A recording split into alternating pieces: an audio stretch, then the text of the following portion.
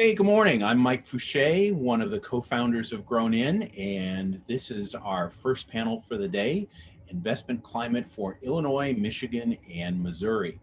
Before we get started, I want to thank our sponsors for the Grown In Cannabis and Capital Summit, the law firm Michael Best and Friedrichs, accounting firm MGO LLP, Verta Innovations Free Marketplace and Delivery Management, Debt Capital Consultants Seed to Sale Funding, design build firm Cannabis Facility Construction, and payroll, recruiting, and HR administration firm Illinois Equity Staffing. I'd also like to remind you that we have special learning pages with links to documents and other items pertinent to this discussion on the Grown In learning pages. Check out grownin.com/summit-learning. So today's panelists are Gus Burns, reporter from MLive, who covers cannabis in Michigan. Hi, Gus. Greg Holman, reporter that covers cannabis from the Springfield, Missouri News Leader. Good morning. And Tom Schuba from the Chicago Sun-Times, who also covers cannabis. Morning, Mike. And before we get started, I'd like to share some basic stats about what the differences are between Illinois, Michigan, Missouri, Illinois, Michigan, and Missouri. Let's start with Midwest legal cannabis sales. If you can, looking at this graph, you can see here that Illinois and Michigan have been kind of going along together for a long time since they both got started at the end of 2019, January 2020 with rec sales. And then Illinois really kind of took off in the last couple of months. We don't have the last month of sales from Michigan because they don't report until the 15th of each month. And Michigan really has plateaued in the last 3 or 4 months. And then meanwhile, Missouri, which just started its legal cannabis sales through the medical market, is already up to 4.5 million in just about 2.5 months of sales. So that's a pretty fast growth. And then also, if we look at our cannabis medical patient registrations in the states, Michigan has been dropping. It's dropped about 40,000 patient registrations. These are people who are able to go buy medical cannabis, but then it plateaued again in the last 3 months. Illinois has been adding about 5,500 new medical patient registrations every month. It's now at 151,000. And Missouri has been adding a staggering 6,600 new medical patients. In fact, last month added about 8,000 new medical patients. It's already at 102,000. And just as a comparison point, the number of licenses, Illinois has 83 dispensaries. Michigan has, and this is split because there are some that are medical and adult use, some that are just medical, but over 300 dispensaries in the state, while Missouri has 35 that are operating so far. They're licensed for 192. And Illinois has only 20 cultivators. Michigan, again, has, and these licenses are split between a lot of different places. Sometimes they're compiled in one place, but over 300 cultivation licenses, while Missouri right now only has 15 of a potential 60 that are operating today. Okay, well, thank you for bearing with me as I went through that. Gentlemen, I want to start and ask each one of you, and I'm going to start with Gus. Gus, how is Michigan succeeding? How is your state succeeding? And what's going right in your state for the cannabis industry? Well, I mean, it feels like pretty much everyone I talk to seems to be fairly happy right now with the dynamics between the government and the way they kind of usher in new businesses. And then once people are in, everyone seems to be making money still, and there's still a growing market. So I mean, it just seems like it's gone fairly smoothly as far as the administration, and also our state government has reacted swiftly to the needs of the market. For instance, when the coronavirus hit, they quickly started to allow curbside sales and began expediting delivery licenses so businesses could still make money while they couldn't allow customers inside their stores. So people just seem like they're happy with everything right now. I mean, there are obviously some concerns, but based on if I would have predicted how happy people would have been coming into a highly regulated market, I think they're doing pretty well and people are generally happy. And Greg, how are things in Missouri? What's going right in Missouri? Well, I think the first thing to say is that probably, the context on this is Missourians went about 66% of the vote 2 years ago, 2018, to put in a constitutional amendment. So the government, the Missouri Medical Cannabis Trade Association, they are really happy to tout that dispensaries opened October 16th of this year compared to November 2018 when we got a program. And I think there's something to be said for just standing up the program, even at this partial level that you described with, 15 out of 60 cultivation centers. That's probably what they're pointing to as a success factor right now above everything. One thing too, Missouri is it's a low tax state. It's controlled by the Republican Party. Our tax rate on cannabis is really low. And I think probably there's a consensus among most of the political spectrum that's great. And you'll hear kind of jabs at Illinois, with that comparison, definitely. And Tom, what's going right in Illinois? I mean, first of all, you kind of went through the sales figures, total medical and rec last year. First year rec sales, we topped $1 billion. That exceeded the expectations of like folks from the Brightfield group. And so I think the existing operators in Illinois, which includes a handful of kind of emergent multi-state operators, are happy where it's at right now and where, the opportunities for growth seem pretty boundless for those types of companies. Now we have like a company like Verano following the footsteps of Cresco and GTI. They're doing this reverse takeover, going public in Canada. So I think in terms of industry players, there's been a lot of successes so far, and there seems to be this opportunity to expand beyond Illinois, even if you start here. Okay, so then let me flip that on you. What's going wrong in Illinois, Tom? The first thing that's going wrong is the licensing for the next round of permits in Illinois. So that's dispensary licenses, craft grow licenses, transporter licenses, and infuser licenses. They've all been delayed inevitably. There's this ongoing imbroglio. Illinois passed this legalization bill basically with this promise of we're going to embed these social equity provisions in it to try to kind of allow people in areas that have been harmed by drug enforcement in the past to benefit from the legal sale of marijuana.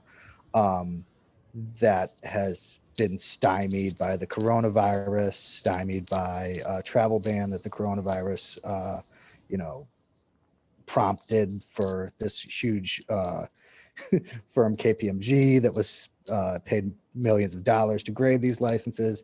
Then finally, months after all these delays started, the state came out and said, oh, well, we have these 21 groups that are our finalists for this lottery for these next 75 dispensary licenses.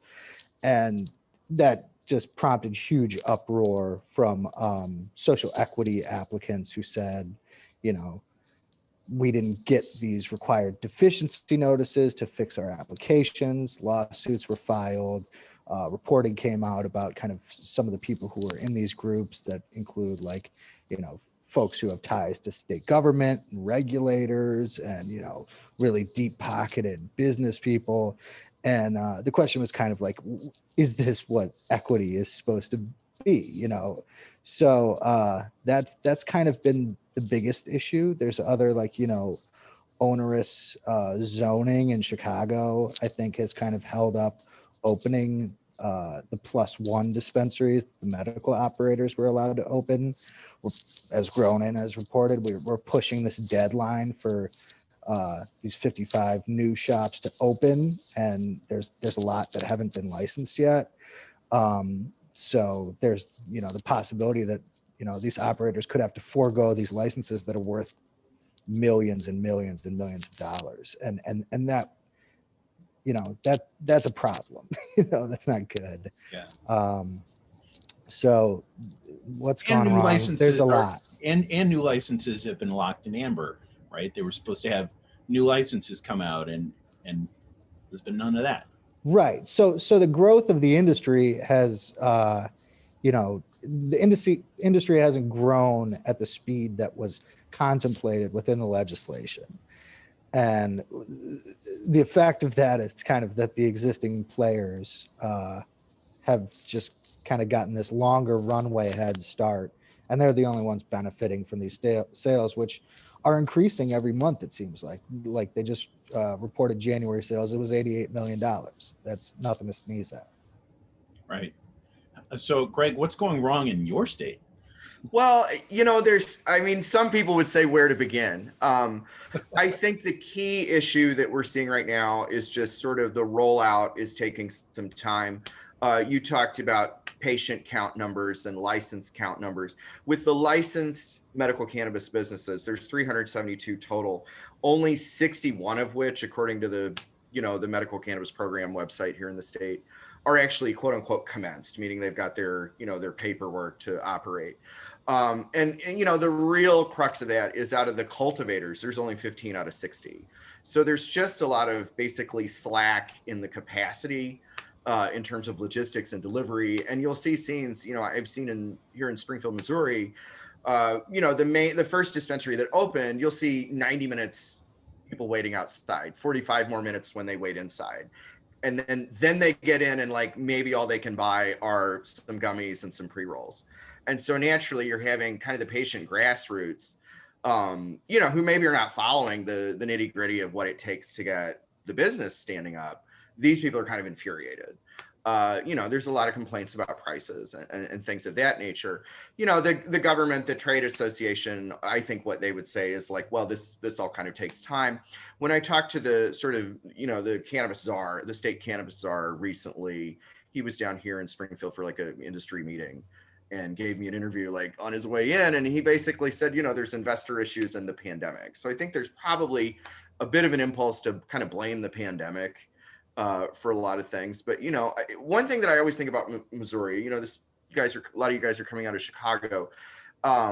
We have 6.1 million people. So that's like 35, just if you think about markets and business, it's like 35% smaller than Chicagoland, but we're 7 times bigger geographically. So just think about all the logistics that implies, and it's just going to take a minute to roll this out. And I think patients are frustrated with that.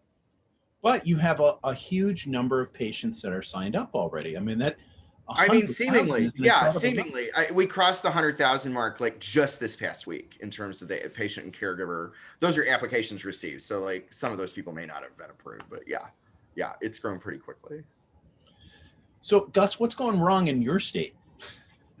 Well, based on some of the things I've heard about those other states, it seems like things are doing pretty well, especially like I find it interesting, like the way that Illinois manages their market. It sounds like very centralized and a few key players, whereas Michigan, our administration changed, and the previous governor, Rick Snyder, it was a little bit different. It was more like they were acting like gatekeepers to this and being very protective.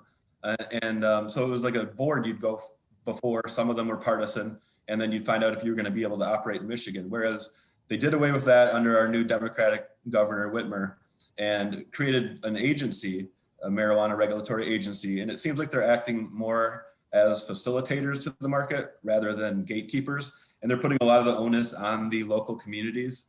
So for instance, any community can opt out from the marijuana market. And that's probably one of the biggest problems for growth would be that a huge majority of Michigan cities, villages, and towns, a lot of times based on conservative values, have decided that they don't want marijuana businesses in their community. So, but even up until recently, like our largest cities, Detroit and Grand Rapids, is a little bit newer to the scene too. Like some of our bigger cities have been a little slower to the game, and they're coming around though. And so really it's just the growth has been difficult in smaller communities. And beyond that, the social equity issues also come up in Michigan. I mean, it's in the law, so it's just difficult when you're trying to match this kind of thing next to eager capitalists. Essentially you're asking them to help fund their competition. whether it be through taxes or mentoring or, things like that. So it's come along slowly. It started off with an idea that, people would get discounts if they wanted to go for an application and they came from a social equity community that qualified, and we weren't getting businesses that they were looking for those social equity programs. So I guess what they've determined now is that in order to get that to happen, there really just needs to be funding behind it. And they've proposed some things to, create easy ways for even members of the public to fund, perhaps like minority companies are trying to get into the market, but none of that's really taken shape yet. I mean, it's proposals. And so that's an issue that's being talked about a lot at the state level. Other than that, I mean, prices were high for a while, but they're on the way down. I hear from retailers will often talk about difficulty getting the product they want. And I think that's something that you miss out on when you've got a more diverse supply source, because we've got so many more growers than, for instance, Illinois. So there's a little more consistency in the product that retailers can get, I assume, in Illinois. Whereas popular products in Michigan, you might be able to get it this week, and then you got customers coming back and looking for it, and you couldn't get it the next time because there's too many people competing for it. So those are some of the things I thought of.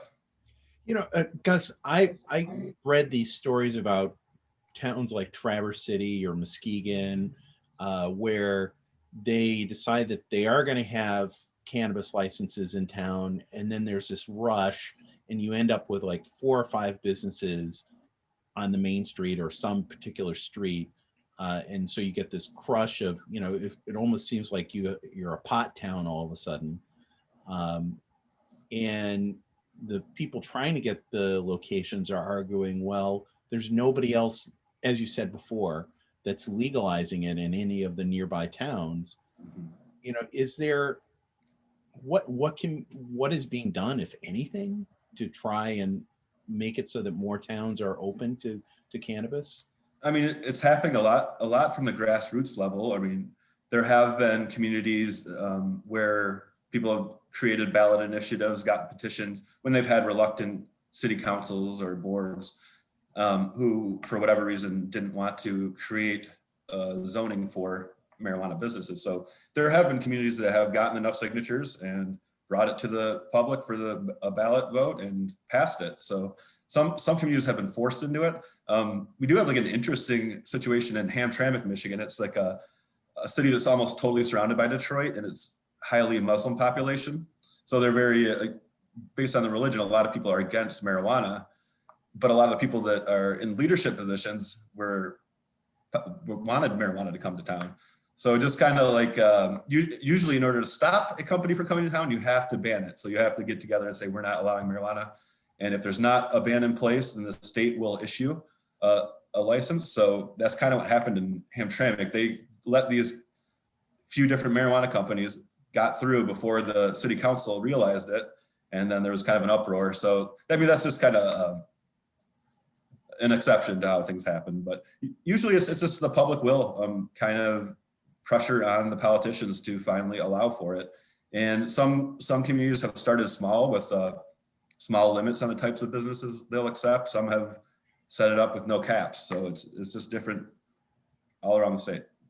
So Tom and Greg, I want to ask you both, is there, in both of the situations, the market seems static for different reasons.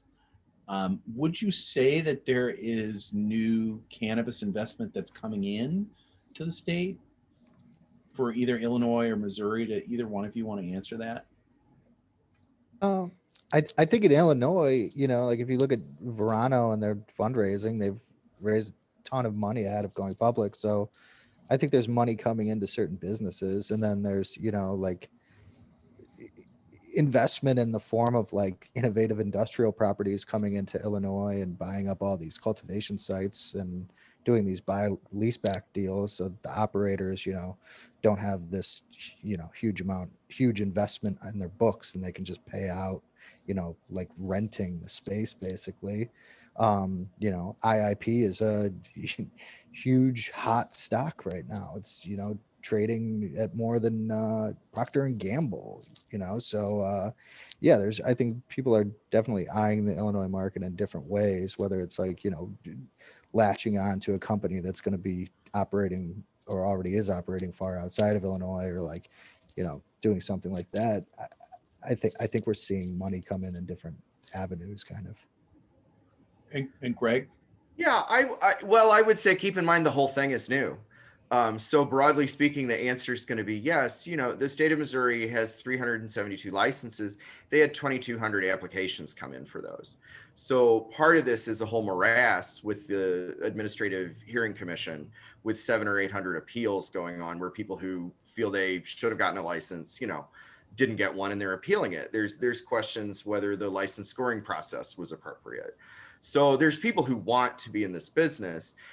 What I've covered a lot, kind of in just garden variety business stories, is you're seeing now like dispensaries in towns of like 15,000 people in Missouri, and so we're talking about a lot of little kind of closely held, operations, and definitely kind of on that rural front, it is an event when Lebanon, Missouri, Carthage, Missouri have a dispensary coming in. So I think there's a lot of different levels to it, but definitely, I mean, particularly focused, obviously, St. Louis and Kansas City, more so than Springfield, which is the third largest city in Missouri. You had a rush of people wanting to get in. Now, what will happen as it rolls out, I think, is a really interesting question. Back in September, I went to all the licensed sites, all the addresses the state lists as a licensed place in, slightly before, this is a few weeks before dispensaries started opening in Missouri. And here in town, you saw a lot of them where it just seemed like storefronts where there wasn't much infill or whatnot. Just last week, I went by a licensed manufacturer for like edibles and so forth. And, the state has this license on an interactive map. It says, oh, there's going to be a manufacturing center in Springfield, but like the building is now like an online auction house. So there's some lag. And again, it's like the pandemic recession, is that affecting it? But I would say over the long term, yeah, people want to be in this business on many levels. Greg, one thing I'm curious about is you're in one of the few states that's surrounded by 3 different states that have legalized cannabis. Mm-hmm. And they're all very different models. You have Illinois with its central control. You have Oklahoma with its yeehaw Wild West. Anybody can have a license. I think you can just go online and run a credit card for $2,500 and fill out a form, and then you have a license in Oklahoma. I mean, it's often couched that way, and I think Missouri, what a lot of the selling point of getting this constitutional amendment was that it was a regulated system with a limitation on the licenses. So I certainly think you'll sometimes hear officials, compare Missouri favorably to Oklahoma, like Oklahoma would be too much cannabis, for Missouri to handle or something like that. But certainly what I've noticed when you hear on the patient level, patients love to talk about there's pretty easy like card reciprocity between Missouri and Oklahoma. So in this early stage where there's not a ton of dispensaries, people will say like, oh, I just went to Oklahoma instead of waiting for 2 hours at this dispensary here. So. And Gus, I want to ask you, you've got this huge number of licensees in the state, but not a very big multi-state operator presence in Michigan. Do you have any explanation for that? Not tons. I mean, a lot of the people I talk to are multi-state operators. But then I also talk to retailers and growers who are just one-off businesses. I think maybe it's just because it's just easier to get through the system here if you've got the upfront money, which I know is a lot, but I mean, it's difficult to say why. I think that's growing. I think we're going to be going more that direction with multi-state operators. And we do also have a lot of big companies that are, just within Michigan, but they have huge presences in our market that I assume at some point, once they get more sophisticated, they're going to expand to other states. But I mean, other just the dynamics of the way you get into the industry, I think just make it more possible for some people with a decent amount of money saved up to get a license and start specializing, whether it be growing, transporting, anything, retailing. So Greg, I want to ask you, are listening to these other guys talk, and from what you've seen in other places, are there things that other states are doing that you hear or that you see that Missouri should be working on adopting, or you hear complaints from people you report with? What are pieces that you think people want to take from other states? Well, I'm like a broken record, but I think that with patients right now, you're hearing the frustration that the system is just kind of not there yet. And so I think there's probably an impulse like we would love to see more activity in the way Oklahoma has it out of patients. I mean, it's time's just going to tell as these licensees come online. Basically, I know that it's really pretty touted. It seemed like compared to Arkansas, like we sort of moved a little more chop to get where we are at this point, where they were kind of plagued more like by delays. So I would say that's probably a more positive comparison. And Greg, in your state, you guys had passed a constitutional amendment. You got it. Yeah. So, and does it seem like the legislature would ever pass anything on its own, or Well, I mean, so this is like the essence of Missouri. Missouri brought you Senator Josh Hawley. It also has brought you Representative Cori Bush, who's like his polar opposite out of St. Louis. So, this is the same ballot where we sent Hawley, obviously a Trumpist Republican, to the United States Senate, and he did not get as many votes as medical cannabis. So Missouri is it's a fascinating microcosm of everything that's diverse and divided about America in that sense. Do I think that the GOP, which has a supermajority in the Missourian legislature, would they have put in medical cannabis? I don't know. I don't see it happening in 2018 the way the voters were ready for it.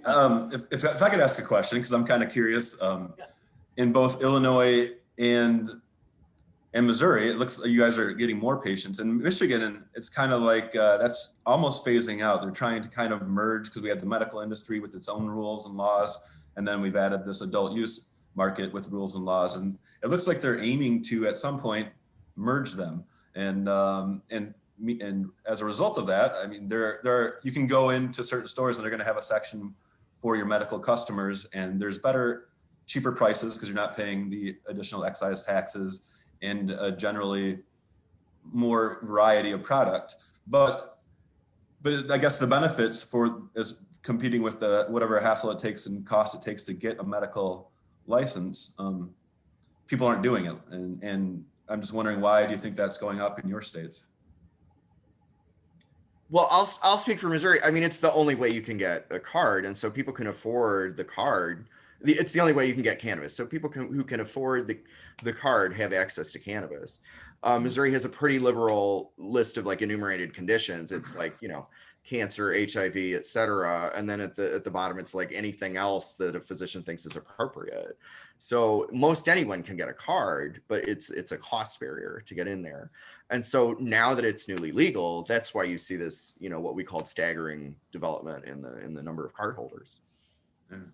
Yeah, we definitely saw our medical patient count start to rise once the state opened up qualifying conditions and started adding kind of more common conditions to the list. And then I think when rec legalization hit, folks basically said this is a tax dodge, to a certain degree, that like, oh, well, I have this thing. Why don't I just get this and I can, cut out some of the money I'd be paying on legal weed.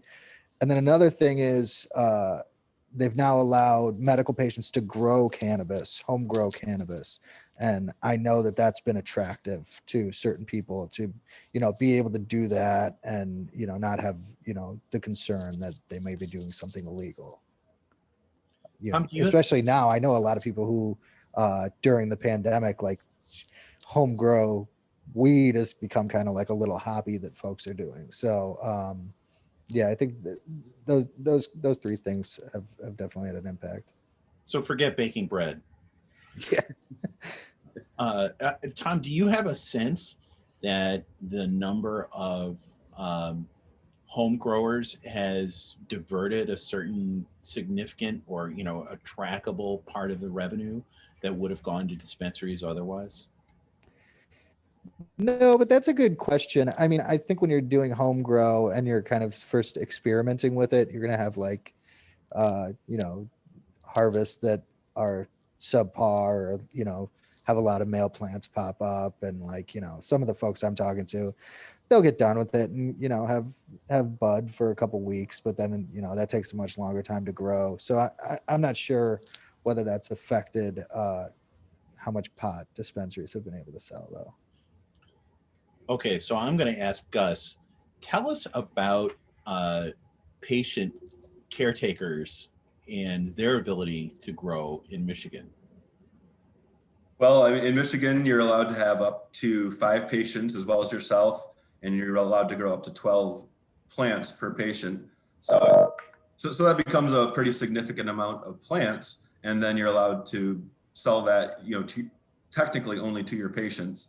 But so I mean, yeah, I mean, they're actually like little businesses, and a lot of those people remain as little businesses, and they've got their networks already established, and they've got their customers, and people refer people. So there is like a second gray market outside of our legal licensed market. But then there's also a good number of people that are getting involved in the licensed industry too, whether they switch over to be a small grow or sign on with a bigger company. But yeah, there's definitely a gray market that exists and is large in Michigan that probably is pulling from the retail sales. Gus, I've heard these stories of patient caretakers banding together and growing in a single facility. Have you heard or seen anything like that? I've definitely heard of it, and but I have not visited one. A lot of these things have probably come up since we've not been getting out in the field quite as much. But yeah, I mean, I've heard of, like basically starting like co-ops, and there are questions that have risen about the legality of that, and a lot of that comes down to local zoning and local rules.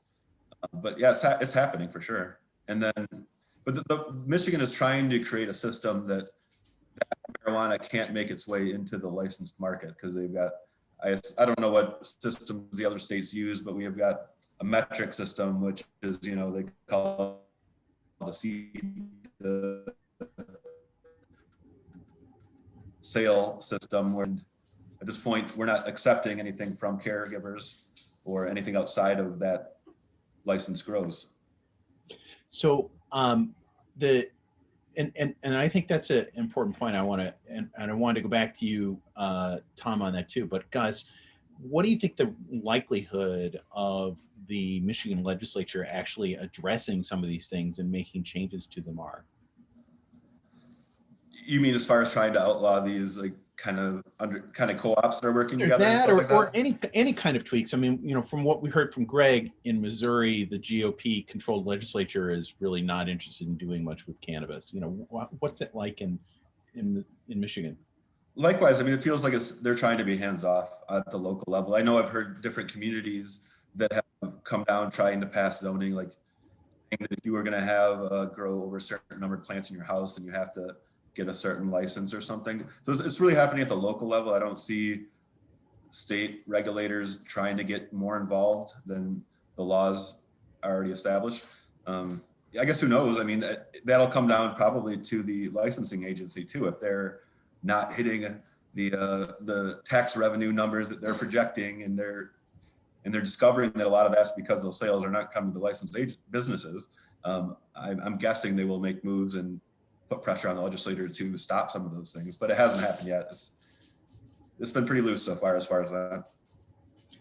And Tom, what's the Illinois legislature like in terms of making changes to cannabis laws? I mean, it's been an uphill battle recently. Getting the legalization law through. This was something like Governor Pritzker campaigned on, and there was a lot of momentum behind. Like you had a group of Democratic lawmakers, mostly women, who, dubbed themselves the canna bitches. And they, there was kind of this like enthusiasm behind like, okay, let's get this thing done. And they're, embedding all of these equity provisions to try to prioritize licenses to, minorities, to kind of shake up the kind of racial monopoly that we have going on right now. And, but in terms of like fixing the problems and putting in like making permanent things like curbside pickup, you know, which like there was an executive order signed to like allow that to happen during the pandemic, or allowing you know, dispensaries to relocate that have been like, you know, zoned in weird like industrial corridors, and they're small buildings and they were just medical facilities, and you know, allowing them to move, which you would have to change statute to do. Like I went to a dispensary on the north side of Chicago.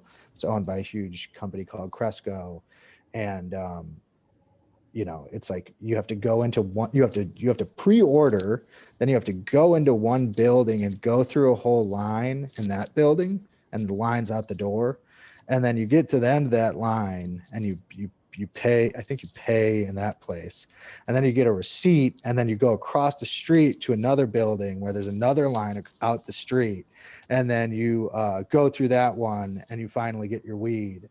And it was kind of like that, like Mitch Hedberg, like donut bit that he did, like, you know, we don't have to bring paper into this, like that. And so the crazy thing is that Cresco has a huge building of this old bar that they want to relocate into that would accommodate and make the, you know, buying experience a lot more streamlined. And this has kind of been, you know, 2 past sessions, that issue of allowing these places to relocate has held up passing cannabis legislation. So now, maybe third time's a charm. State rep is saying that he's introducing a bill to do that, and that's more licenses too. So, yeah, it's been difficult recently in the wake of this to kind of get it right, and it may just because they're trying to attach some of these fixes to legislation that addresses the licensing issue, and there's so much noise and frankly anger around what's happened so far with licensing that you know, the other stuff kind of becomes a casualty. And Tom, the spot you're talking about is the one that's like a block away from Wrigley, right? Yeah, it's not, yeah, exactly. Yeah.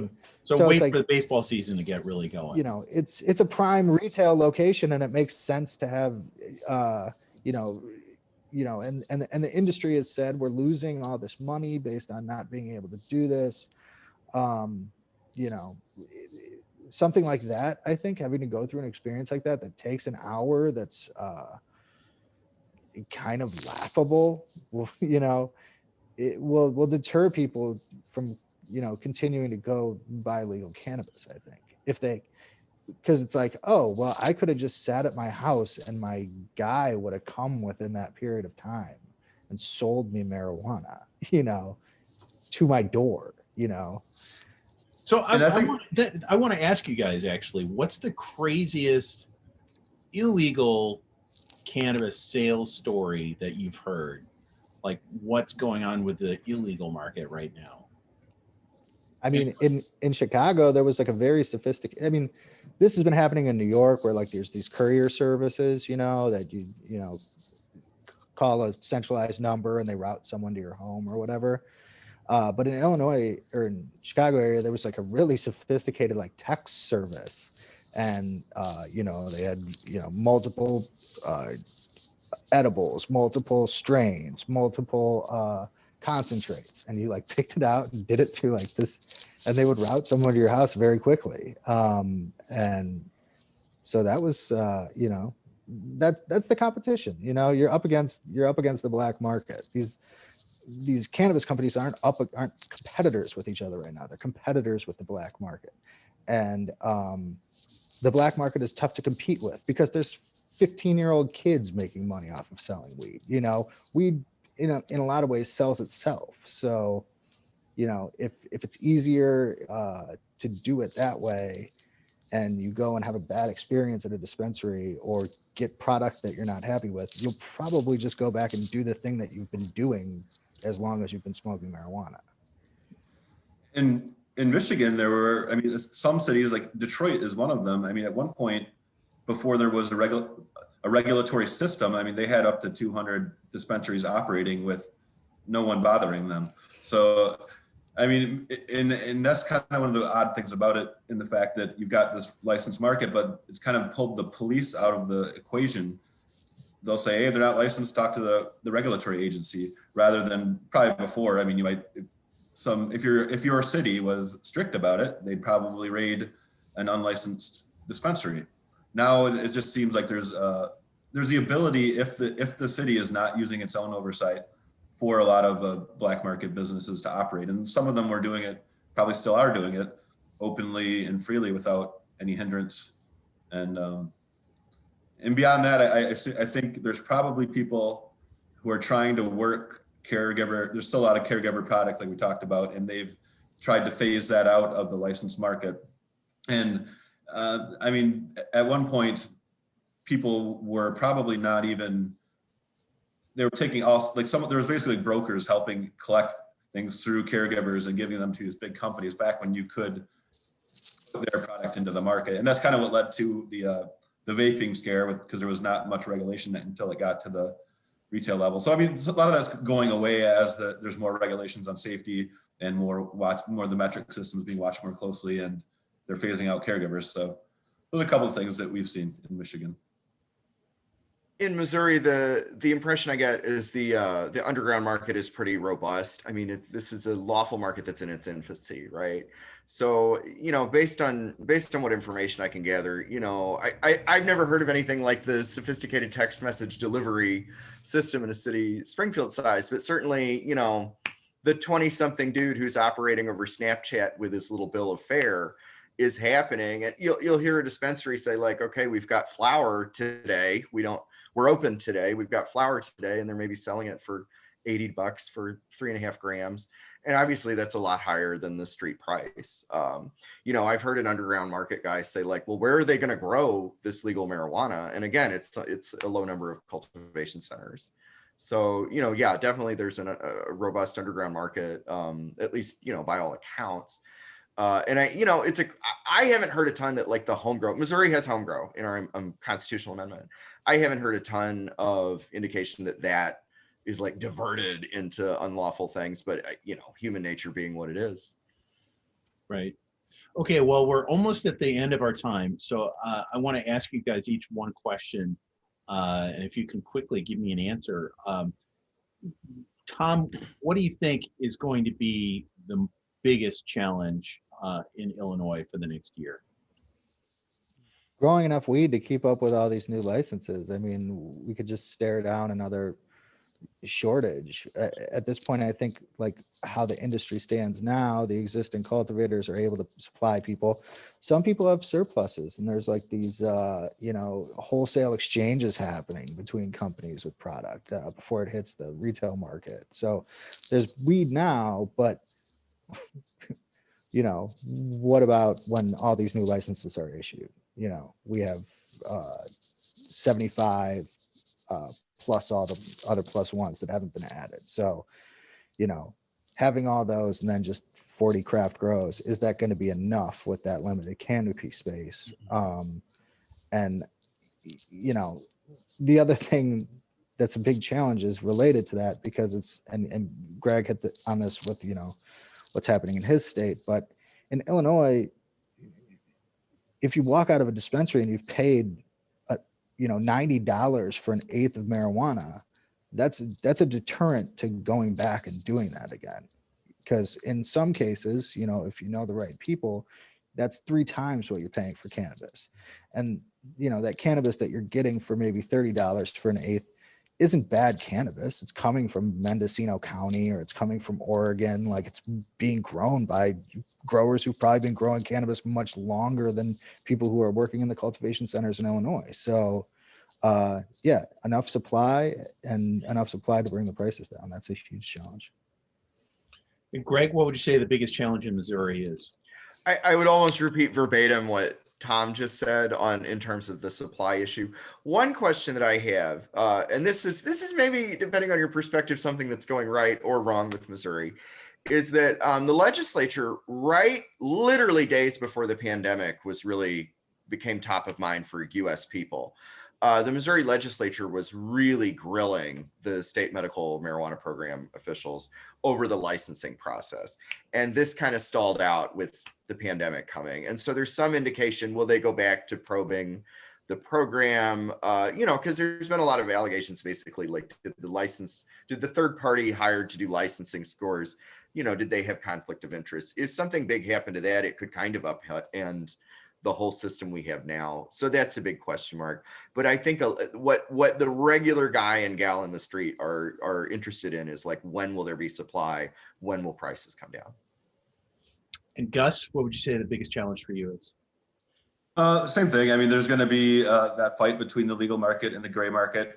And it looks like for us, the supply is going up because our prices are coming down a little bit. But for some of the market, it's going to be a little bit of a novelty. I mean, you're going to hit a store a few times and then you're going to go back to these easy sources of cheaper marijuana. The other things that are going to come up this year are just the little local fights about communities that are fighting about whether or not they want to have marijuana shops. That's going to continue. And then the social equity component, there's been some proposals that would probably increase taxes and do things that maybe some businesses wouldn't like. So it's going to come down to that fight of how badly do we want social equity and how much is the industry willing to put towards that. Okay, well, I want to thank the three of you, Gus Burns from MLive in Michigan, Greg Holman from the Springfield, Missouri News Leader, and Tom Shuba from the Chicago Sun-Times. You were terrific. I learned a lot today. And once again, I want to thank our sponsors, Michael Best and Friedrichs, MGO LLP, Verta Innovations, Seed to Sale Funding, Cannabis Facility Construction, and Illinois Equity Staffing. Thank you all for watching, and don't forget to check out grownin.com/summit-learning for documents and links. This was a great first panel. Thank you, everyone. Thank you. Thanks, Mike.